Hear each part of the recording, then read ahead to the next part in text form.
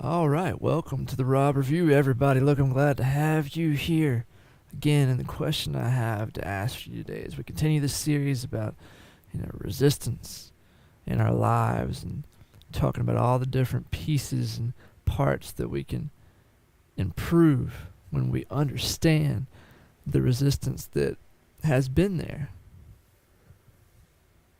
But now that we know we're looking for it and we know how to combat it, we've talked about uh, work related resistance, and we've talked about resistance in general, man. Excuse me. Discord annoys me sometimes. Alright. Today, it's very important that we talk about when you put to work the principles and the tweaks that I talked about in yesterday's video, and your work ethic changes, it also bleeds over into your relationships in life, your marriage, your relationship with your kids. Myself, I'm married with a daughter, and I have noticed things that I want to share with you about how to make those things better. Because, and here's the question, how many people do you know that have all the success monetarily that they want, but they're on their third and fourth marriage? They don't have the relationship success that you want, and you're wary of following their success principles, in some ways rightly so, because you don't want your personal life to look like that. I do not want all the money in the world and then have my personal life be a wreck, right?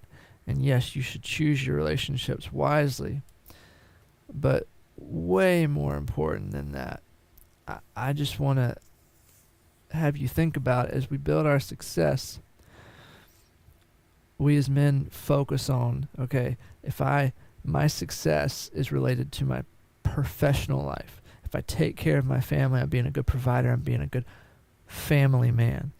But that's not entirely true if you leave out the relationship piece of it. And I'll tell you, a mentor of mine gave me some invaluable advice when he told me that success leaves clues, and success can also leave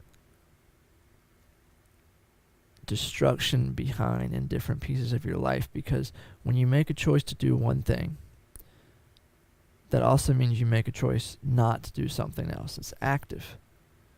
But you can have all three, like we talked about, that professional success life table with 3 legs: mindset, relationship, financial independence. Relationships you can build. You can have great friendships, people that build you up. You can have that great marriage. But I'm going to talk about a few things in this video that I feel, at least I've learned the hard way, that you need to do. Otherwise, it will not happen. And I'll tell you where a lot of these came from. All right. Not too far in the distant past. See, I've been married for 4 years. My wife and I were dating for like 5 years before that. So I've been in a relationship with the best friend I've ever had, and the greatest woman in my life, influence in my life, for almost 10 years at this point. And this wedding ring represents a lot to me, because in going after my financial success, once upon a time I chose a business to get into without asking my wife. I thought, hey, we're newly married. We know what each other wants. I'm going to go after this thing. I got into the business, invested. She knew a little bit about it, but not enough about it to really make a conscious choice of whether she wanted to be a part of it or not.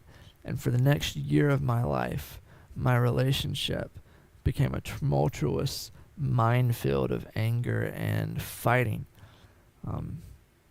Because she didn't want me in that business, and I thought that I knew better. And so there's things about success where, yes, in marriage sometimes, and I've got examples of that in relationships where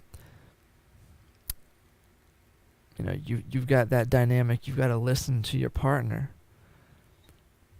but marriages will crumble if not built on a sturdy foundation of both of you growing. And so what we're going to talk about, just to get it all out in the open, is like through that experience I learned that, one, it's not all about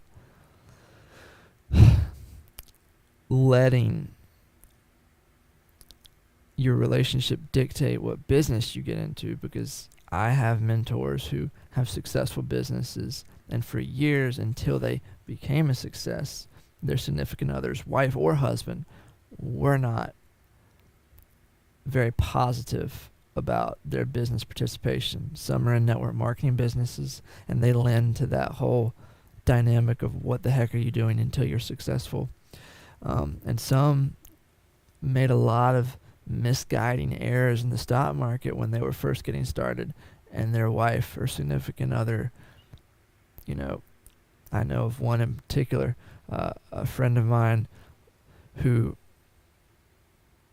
lost everything because he tried to bet everything on a trade, not trading smart, lost his life savings, lost his job because of all that massive uprooting in his life. His marriage fell apart. And so it's important to keep both the success thought process of monetary gain coupled with your relationship. And you do that by making smart choices and showing up more for your relationship than you do for anything else.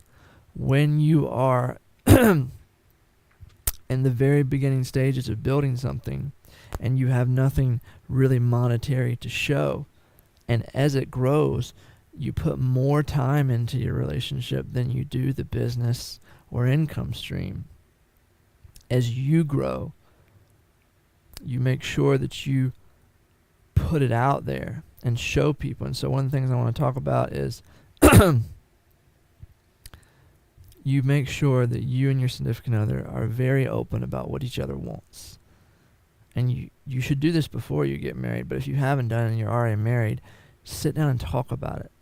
And be very open and honest about what kind of lifestyle y'all want and what kind of money it takes to live that lifestyle.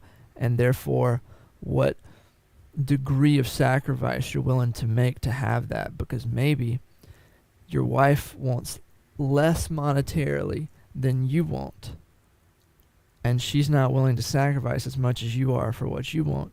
And so y'all can meet somewhere in the middle, or vice versa. It's important because, I would rather have $1 million net worth and a super happy marriage than be a multi-millionaire or billionaire and not have a real relationship with my kids, and my marriage be dissolved, and me have a woman that likes me or loves me just for my money. So, as we're 8 minutes into this, we're talking about 4 really specific things here. Smart schedules.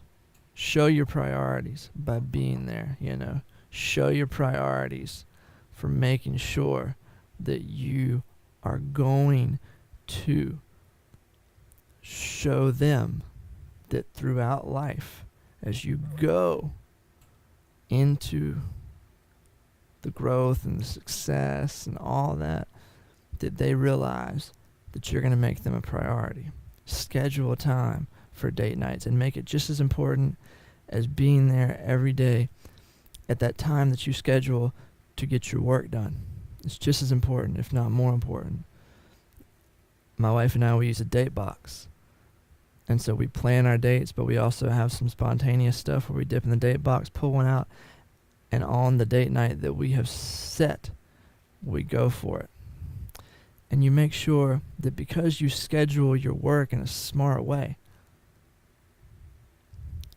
it allows you to know that when you leave work, you've done what you need to do that day, and you've prioritized your work, and you've gotten done, and you've produced, so that when you go home, you can focus on home life and not be, Jim Rome used to say something very intelligent where if you get too involved with one thing or the other, You can be on vacation with your family and thinking about work, and you can be at work thinking about a vacation with your family, and you're never really anywhere.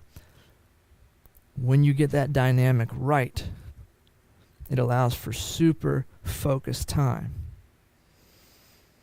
with your family, with your daughter, when you're with them, and then work when you're there at work. So, I also think it's important that as you go throughout your success and you start to have real monetary returns, you take a third of everything that you can take.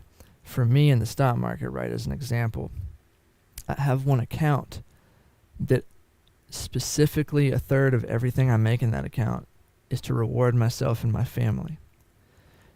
If you have a business, you can't just take a third of the profit and blow it, but I say you delineate money for personal use, and a third of that money in that account becomes just for blowing, rewarding both yourself and, more importantly, in the beginning, your family, so they can see that, hey, when Dad goes off and he does his thing, we benefit from it. That time that he takes away from the family, he takes away from Mom, he takes away from me to do his thing, it does have plentiful returns. Okay? And then you make sure that you show and you let your family know that as you're working on yourself, that you think it's cool and it's exciting and it's something you want to share with them. Because as you do that and you do it in the open, you read in the open, you journal in the open, it rubs off and it seeps off. And I'll give you 2 examples and I'll get off here. 1, my wife has a thriving real estate business today because as I grew, I did not listen to the world, and I would always tell her, we're going to be wealthy. We're going to have what we want. We're going to be successful. And I would read books, and she wouldn't listen, and she wouldn't read them. And it took years, but eventually we got to the point where she started to pick up books on real estate. And my positive mental attitude that I did not give up on rubbed off on her. And now she believes that she's going to be a millionaire. She believes that she's going to have the success that she is having now. See, when you do that, when you do the things you know you need to do, and don't worry about what the world says, you can have massive ripple effects on your family for generations. Your kids too. My daughter's a great example of that. She journals now because Dad bought her a journal and taught her and showed her how cool it is.